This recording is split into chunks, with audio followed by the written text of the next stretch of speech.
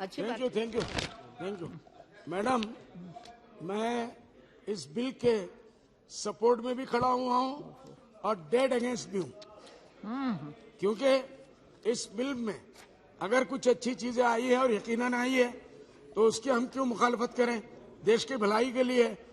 लेकिन अगर बुरी चीजें आई है, सर माइनॉरिटी इस मुल्क का पूरा एक हिस्सा है और आजादी में हमारे बाप दादा ने कोई कमी नहीं की जी। एक बदन के आधे हिस्से को आप बीमार बना लेंगे और उसको पैरालाइज कर देंगे तो मुल्क लेके आप नहीं चल सकते। बदन को हॉस्पिटलाइज करना पड़ेगा, उसको आईसीयू में डालना पड़ेगा, इंटेंसिव केयर में डालना पड़ेगा और उससे भी ज्यादा करना पड़ेगा।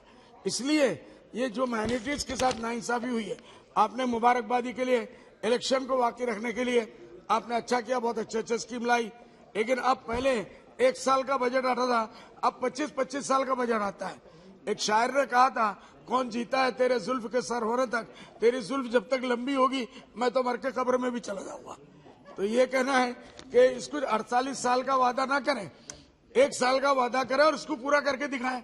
हर साल बताया गया, हमने ये कहा था, हमने ये पूरा करके दिखाया, हमने ये कहा था, हमने ये पूरा करके दिखाया। इसलिए मैं मुबारकबाद देता हूँ और फाइनेंस मिनिस्टर का शुक्रगुजार हूँ कि उन्होंने डॉलर मिनिस्ट्री के लिए फंड में इजाफा किया। उम्मीद है कि हमारे नॉर्थ ईस्ट का भी ख्याल रखेंगे। इसी तरीके से हम सराहना करते हैं फाइनेंस मिनिस्टर की कि उन्होंने आम लोगों के टैक्स में 5 लोगों की 5 लाख की जगह अब 7 लाख कर दिया। लेकिन अफसोस इस बात का है कि महंगाई के मुतालिक बजट में कोई बात नहीं आई। महंगाई जो पूरे मुल्क की कमर तोड़ दी सर। मैडम, इसके बारे में सर को सोचना चाहिए, पूरी मिनिस्ट्री को सर जोड़ के सोचना चाहिए। मुल्क कहाँ जा रहा है, गरीबों का जीना दूभर हो गया, 2 वक्त की रोजी नहीं करा सकते, आमदनी बढ़ नहीं रही है, बेकारी बढ़ रही है, बेरोजगारी बढ़ रही है, लेकिन सरकार इस तरफ से उनके लिए नौकरियां नहीं दे रही है। बेरोजगारी इंतहा को पहुंच गई। मैडम, ये यहाँ बोला जाता है बहुत नौकरियां निकाल रहे हैं, क्या नौकरियां निकाल रहे हैं? पूरे हिंदुस्तान के सर में अगर उसको देखा जाए, कहीं 2%, कहीं 3%, कहीं 4, पूरा मुल्क मिला के कि हमने इतना हजार कर दिया, इससे कुछ नहीं होता सर। सर, इलेक्शन सामने आने वाले, इसलिए अभी भी 1 बरस है, आप लोग तैयारी करें, ये हमारा मशवरा है।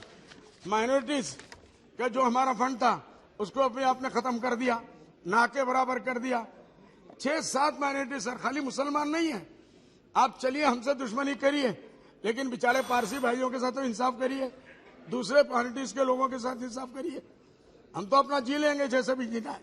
हमारे एजुकेशन के लिए मोदी जी ने कहा, एक हाथ में कुरान देंगे, एक हाथ में लैपटॉप देंगे, लेकिन आज स्कूलों से बच्चों को निकाला जा रहा है, उनके वजीफे बंद किए जा रहे हैं, हायर एजुकेशन में मुसलमान जाने नहीं दिया जा रहा है।